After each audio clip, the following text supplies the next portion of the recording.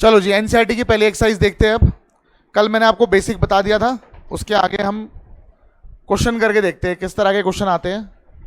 आपको याद है परपेंडिकुलर राइट एंगल ट्राइंगल में किसको बोलते हैं? जिस भी एंगल का नाम दिया हुआ है उस एंगल के सामने वाले को हम लोग क्या बोलते हैं? परपेंडिकुलर। 90 डिग्री के सामने वाले को क्या बोलते हैं? हाइपोटेन्यूस। और जो बच जाता है उसे क्या बोलते हैं? बेस बोलते हैं। ठीक है, तो हम आ जाते हैं एनसीईआरटी की एक्सरसाइज 8.1 पे। Exercise 8.1 question number 1। In triangle ABC right angled at B। साफ साफ बता रखा है, एक ट्राइंगल है जिसका नाम क्या है? ABC, और राइट एंगल्ड कहां पर है? B पर। तो राइट एंगल ट्राइंगल सबको बनाना आता है, ठीक है। और आपको बोला है 90 डिग्री कहां पर बनाना है? B पे बनाना है। तो B इधर रख दिया, तो A और C हम कहीं पर भी रख सकते हैं, चाहे A यहां रख लो चाहे यहां रख लो, ठीक है। तो मैंने रख दिया ABC। इतनी बात समझ में आ गई। और क्या क्या जानकारी दे रखी है लिख लेते हैं। इन्होंने दे रखा है AB is equal to 24 centimetre, ये भी गिवन है, और BC is equal to 7 centimetre, ये भी गिवन है, ठीक है। अब ये क्या फाइंड करने के लिए बोल रहे हैं, मैं यहां फाइंड करता हूं। इन्होंने बोला है साइन A निकालो, कॉस A निकालो। एक पार्ट तो ये बोला है, ठीक है। फिर सेकंड पार्ट बोलते हैं साइन C निकालो और कॉस C निकालो। समझ में आ गई बात? तो पहले साइन निकाल लेते हैं। साइन A, इन्होंने एंगल का नाम क्या दिया हुआ है? A। साइन का फॉर्मूला क्या होता है? Perpendicular by hypotenuse. Perpendicular by hypotenuse. Perpendicular का नाम देख के बताओ, नाम देखोगे A के अकॉर्डिंग। अगर इस एंगल की बात हो रही है तो इस एंगल के सामने वाला परपेंडिकुलर कहलाएगा, यानी परपेंडिकुलर का नाम क्या हो गया? BC। और हाइपोटेन्यूस होता है 90 डिग्री के सामने वाला। 90 डिग्री एक ही है, इसके सामने वाला AC। बताओ जी, इतनी बात समझ में आ गई। अब मुझे बस वैल्यू चाहिए BC की और AC की। चलो वैल्यू तो निकालते रहेंगे। एक और चीज निकाल लेते हैं, कॉस A। कॉस का फॉर्मूला होता है बेस अपॉन हाइपोटेन्यूस। A के अकॉर्डिंग बेस बताओ भाई। A के अकॉर्डिंग परपेंडिकुलर ये हो गया, हाइपोटेन्यूस ये हो गया, तो बेस ये हो गया, हाँ या ना भाई? A के अकॉर्डिंग परपेंडिकुलर कौन सा होगा? पहले परपेंडिकुलर ही पता चलेगा। जिस भी एंगल का नाम बोला है उसके ऑपोजिट यानी उसके सामने वाला क्या कहलाएगा? परपेंडिकुलर। 90 डिग्री के सामने वाला हाइपोटेन्यूस, और जो बच जाएगा बेस। तो यहां पे बेस क्या हुआ? AB। हाइपोटेन्यूस चेंज नहीं होता, हाइपोटेन्यूस क्या रहेगा? क्या रहेगा? AC। फिर से वही बात है, AB मिल जाए, BC मिल जाए, AC मिल जाए, हमें हमारी वैल्यू आ जाएगी। चलो निकाल लेंगे वैल्यू, कोई बात नहीं। अब आते हैं साइन C निकालते हैं। साइन C, इस बार एंगल का नाम क्या बोला है?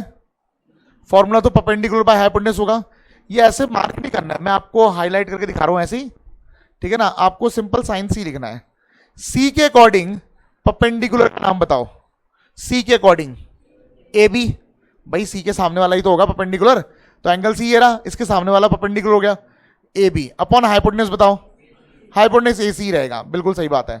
फिर निकालते हैं कॉस C। कॉस C भी तो निकालना है, बेस अपॉन हाइपोटेन्यूस। C के अकॉर्डिंग बेस बताओ भैया। C के अकॉर्डिंग परपेंडिकुलर तो ये हो गया, ये हाइपोटेन्यूस हो गया, तो बेस क्या हो गया? BC। अपॉन हाइपोटेन्यूस क्या हो गया? AC। अब हम सारी वैल्यूज पुट करते हैं। क्या हमें BC पता है? हाँ पता है। कितना है? 7 बाय AC। AC नहीं पता, पर हमें AB तो पता है 24। हमें BC पता है 7, और हमें ये पता है ये 90 डिग्री का ट्राइंगल है। और 90 डिग्री का अगर ट्राइंगल है तो क्या लगता ही लगता है? पाइथागोरस। 90 डिग्री सुनते ही पाइथागोरस तुरंत दिमाग में आना चाहिए। समझ आ गई बात? ठीक है, तो मैं बोलूंगा बाय पाइथागोरस थ्योरम। ठीक है, क्या कहता है पाइथागोरस थ्योरम? हाइपोटेन्यूस का स्क्वायर, जो कि यहां पे AC है, AC का square is equal to AB का स्क्वायर प्लस BC का स्क्वायर। बताओ बात समझ आ गई? AC तो हमें पता नहीं है, कोई बात नहीं। AC square is equal to AB 24 का स्क्वायर प्लस BC 7 का स्क्वायर, ये होता है 576। मैंने आपको कह रखा स्क्वायर जो है 30 तक याद करो, ठीक है, काम आएगा, बहुत काम आएगा। तो जाएगा 576, ये हो जाएगा 49, ये हो गया 625, तो AC स्क्वायर 625 हो गया। यहां से AC की वैल्यू कितनी आ गई? 25 सेंटीमीटर। वैसे तो जब स्क्वायर रूट निकालते हैं दो वैल्यू आती है प्लस माइनस, लेकिन लेंथ जो है वो नेगेटिव नहीं होती, इस आधार पे हम लोग नेगेटिव को नेगलेक्ट कर रहे हैं। समझ आ गई बात? सबको बात समझ आ गई? तो अब हमारे पास AC आ चुका है, यहां पे AC पुट करना था, तो 7/25, यानी हमारे पास साइन A कितना आ गया? 7/25। AB हमारे पास ऑलरेडी था, AB था 24, AC हमने निकाल लिया 25, तो 24/25। ये भी तो AB बाय AC है, ए बी बाई ए सी हमारे पास ऑलरेडी है, 24/25 यानी साइन सी आ गया 24/25, और यहां पर क्या आ गया 7/25। कुछ चीज आप नोट कर रहे होंगे, जो साइन ए की वैल्यू आई है वही कॉस सी की वैल्यू आई है, और जो कॉस ए की वैल्यू आई है वही साइन सी की वैल्यू आई है। याद रखना ऐसा कुछ आता है, आगे जाके एक टॉपिक पढ़ाऊंगा तब मैं आपको फिर से याद दिलाऊंगा कि ऐसा कुछ हो रहा था पहले। बताओ जी, बात समझ आ गई? क्वेश्चन नंबर 1 क्लियर है सबको? अब आ जाओ क्वेश्चन नंबर 2 पे फटाफट से। क्वेश्चन नंबर 2 क्या कहता है? इन फिगर 8.13, एक फिगर दे रखा है 8.13 बगल में बना रखा है, ठीक है, पी क्यू आर ट्राइंगल का नाम है। इनकी साइड्स जो दे रखी है यहां पे मेंशन कर रखी है, 13 सेंटीमीटर 12 सेंटीमीटर ये दे रखा है। आपको वैल्यू निकालनी है tan p minus cot r की। अब मेरी बात जरा ध्यान सुनना, कई लोग क्या करते हैं पहले tan p अलग से निकाल लेते हैं, फिर कॉट r अलग से निकाल लेते हैं, फिर सारी वैल्यूज को रख देते हैं। समझ आ गई बात? वो भी कर सकते हैं, वो भी कर सकते हैं, ठीक है ना। उसके लिए हमें ये निकालना पड़ेगा, पाइथागोरस से निकाल लोगे, पता है ना। लेकिन एक और चीज कर सकता हूं मैं बाद में वैल्यू निकालूंगा। tan का फॉर्मूला क्या होता है? Perpendicular by base. p के अकॉर्डिंग परपेंडिकुलर बताओ, p के अकॉर्डिंग परपेंडिकुलर बताओ, QR। बेटा सब जने पार्टिसिपेट करो, ध्यान दो, बहुत इंपॉर्टेंट चैप्टर है। p के सामने वाला हो गया परपेंडिकुलर QR बाय बेस, ये तो हो गया p के सामने वाला परपेंडिकुलर हो गया, बेस क्या हो जाएगा PQ। ये आ गई tan p की वैल्यू, tan p के नीचे tan p की वैल्यू रख दी। समझ में आ गई बात? देखो मैं ना बाद में निकालता हूं नंबर्स, ये सब मैंने बाद में निकाला, मैं कैलकुलेशन बाद में करता हूं, पहले मैं फॉर्मूला बना ले रहा हूं। समझ आ गई बात? माइनस कॉट r, कॉट का फॉर्मूला क्या होता है? Base upon perpendicular. r के अकॉर्डिंग बेस बताओ, r ये रहा, इसके अकॉर्डिंग बेस बताओ QR, बिल्कुल सही। अपॉन क्या हो गया? बेस हो गया। अब वो बताओ परपेंडिकुलर PQ, ये तो कट गया, क्या आ गया? कोई कैलकुलेशन की जरूरत पड़ी? फालतू में टाइम वेस्ट हुआ? कोई पाइथागोरस लगाया? कुछ नहीं लगाया, सबको बात समझ आ गई? क्लियर है? चलो अब आ जाओ क्वेश्चन नंबर 3 पे। देखो भाई क्वेश्चन नंबर 3 क्या कहता है? क्वेश्चन नंबर 3 कहता है sine A is equal to 3/4 और आपको निकालना है कॉस A और tan A। देखो बाकी जगह ना आपको ट्राइंगल दे रखे थे, ठीक है, यहां ध्यान दो, बाकी जगह आपको ट्राइंगल दे रखे थे, यहां पे कोई ट्राइंगल नहीं दिया हुआ है ना, बाकी जगह आपको ट्राइंगल दे रखे थे, यहां पे कोई ट्राइंगल नहीं दिया हुआ। पर एक बात तो पता है, साइन जो निकला है वो किस एंगल पे निकला है? ए पे, यानी ए के अकॉर्डिंग ये परपेंडिकुलर होना चाहिए, ये क्या होना चाहिए? हाइपोटेन्यूस।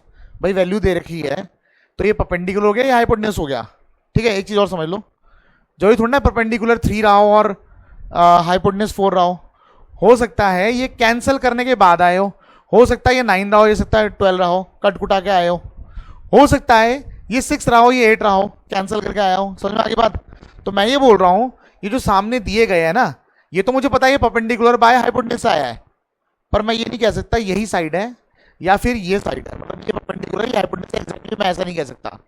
हो सकता है कैंसिल करने के बाद ये नंबर आए हो। बताओ इतनी बात समझ आ गई? इतनी बात समझ में आ गई? एक काम करते हैं हम लोग, क्या करते हैं एक राइट एंगल ट्राइंगल बनाएंगे। सिर्फ मुझे ये पता है इसका नाम ए है, सिर्फ इतना सा पता है, बाकी एंगल का नाम, बाकियों का नाम रखना चाहते हो रख लो, बी और सी रख लेते, कोई दिक्कत नहीं है, ठीक है ना। लेकिन ए तो मुझे पता है ये रहा ए, क्लियर है। अब ए के अकॉर्डिंग देखो हमें पता है साइन का फॉर्मूला क्या होता है? परपेंडिकुलर बाय हाइपोटेन्यूस, ठीक है भाई। दिस इंप्लाइज दैट पी के सामने वाला, पी की वैल्यू क्या हो गई? परपेंडिकुलर की वैल्यू क्या हो गई? 3 और हाइपोटेन्यूस की वैल्यू क्या हो गई? 4। अब जैसे कि मैं कह रहा था हो सकता है कोई फैक्टर कैंसिल करके आया हो, मतलब मैं ये बोल रहा था हो सकता है ऊपर रहा हो 6 नीचे रहा हो 8, ठीक है ना। 6 को लिख सकते हैं क्या? 3 × 2, और इसको क्या लिख सकते हैं 4 × 2, तो क्या कैंसिल हुआ होगा? 2 कैंसिल हुआ होगा। भैया ऐसे भी हो सकता है ऊपर 9 रहा हो नीचे 12 रहा हो, तो इसको लिख सकते हैं 3 × 3 और नीचे लिख सकते हैं 4 × 3, हो सकता है 3 कैंसिल हुआ हो। तो कुछ कैंसिल होके हो सकता है आया हो, और हो सकता है कुछ कैंसिल होके ना भी आया हो सकता है 1 1 हो। समझ में आ गई बात? मतलब ये जो वैल्यू यहाँ पे कैंसिल हो रही है ना, ये कोई ना कोई नंबर था। समझ में आ गई बात? It can be 1, it can be 2, it can be 3, 1.1, 1.2, हो सकता है कुछ ना कुछ कैंसिल हुआ हो। तो मैं ये बोलूंगा कि जो परपेंडिकुलर वो 3 नहीं है बल्कि 3K है। K की वैल्यू कुछ भी हो सकती थी, K की वैल्यू 1 होगी, 2 होगी, 3 होगी, कुछ भी होगी, है ना। और ऐसी हाइपोटेन्यूस की वैल्यू क्या होगी? 4K। ऐसा लिखना ज्यादा करेक्ट है, ठीक है। कई जगह पे कई स्कूलों में इसको परपेंडिकुलर को 3 लिखा देंगे, हाइपोटेन्यूज को 4 लिखा देंगे, आंसर तब भी आएगा, आंसर तब भी आएगा, के लास्ट में कैंसिल हो जाता है, ठीक है ना। लेकिन ना इससे एक गलत मैसेज आता है, अगर मैंने लिख दिया p इज इक्वल टू 3 तो इससे समझ में आ रहा है परपेंडिकुलर 3 होगा, यानी कि साइड की जो लंबाई होगी वो 3 होगी, जबकि ये पूरा सच नहीं है। साइड की जो लंबाई है वो 3 हो सकती है, या 3 का कोई मल्टीपल हो सकता है। ऐसे ही हाइपोटेन्यूज क्या हो सकता है, या तो 4 होगा या 4 का कोई मल्टीपल होगा। तो हम कुछ ऐसा लिखेंगे जो सबके लिए ट्रू हो। समझ में आ गई बात, सबको बात समझ आ गई, ठीक है। अब मेरे पास परपेंडिकुलर भी आ गया, हाइपोटेन्यूज भी आ गया। अब मैं क्या निकाल सकता हूं, बाय पाइथागोरस, पाइथागोरस से मैं बेस निकाल सकता हूं। हमें पता है हाइपोटेन्यूज का स्क्वायर इज इक्वल टू क्या होता है, परपेंडिकुलर का स्क्वायर प्लस बेस का स्क्वायर। हाइपोटेन्यूज क्या हो जाएगा, 4k का स्क्वायर यानी 16k स्क्वायर, करेक्ट है। ये 3k का स्क्वायर यानी 9k स्क्वायर प्लस बेस का स्क्वायर, ये जब इधर जाएगा तो आएगा 7k स्क्वायर, 7 ही आ रहा ना, और ये हो जाएगा b का स्क्वायर, स्क्वायर कटेगा रूट आएगा, तो b की वैल्यू क्या आ जाएगी, √7k। बताओ जी, इतनी बात समझ में आ गई, इतनी बात सबको समझ में आ गई, ठीक है। अब हम क्या निकालेंगे, हम निकालेंगे कॉस ए। कॉस का फॉर्मूला क्या हो जाएगा, बेस अपॉन हाइपोटेन्यूज। अच्छा, ए के अकॉर्डिंग भाई सब कुछ ए पे ही निकालेंगे। अगर इन्होंने साइन ए दे रखा है तो हमेशा ए ही पूछेंगे, तब ये बी वगैरह नहीं पूछेंगे। सबको बात समझ आ गई। या तो फिर बताया होता कि एक ट्राइंगल है, in triangle A B C sine A is equal to this, तब बोलते कॉस भी निकालो, तब अलग बात है। लेकिन अगर इन्होंने ट्राइंगल का नाम नहीं दे रखा है और बोला है sine A is equal to 3/4, तो जो पूछेंगे वो भी ए पे ही होगा। Cos A, tan A, cot A, sec A, जो भी पूछेंगे वो ए पे ही होगा। दोबारा सुन लो मैंने क्या बोला। या तो इन्होंने बोल दिया होता in triangle A B C angle B is 90 degree या एंगल सी इज 90 डिग्री, कुछ तो बोला होता, और फिर बोला होता sine A is equal to 3/4, then कोई भी एंगल पे वो कॉस टेन कुछ भी बोल सकते हैं निकालने के लिए। लेकिन अगर उन्होंने ऐसा कुछ मेंशन नहीं किया कि इन ट्राइंगल ए बी सी, ऐसा कुछ नहीं बोला हुआ, सीधा बोला है साइन ए की वैल्यू ये, कॉस ए और टेन ए निकालो, तो हम इस तरह करेंगे कुछ। सबको बात समझ आ गई, सबको बात समझ आ गई।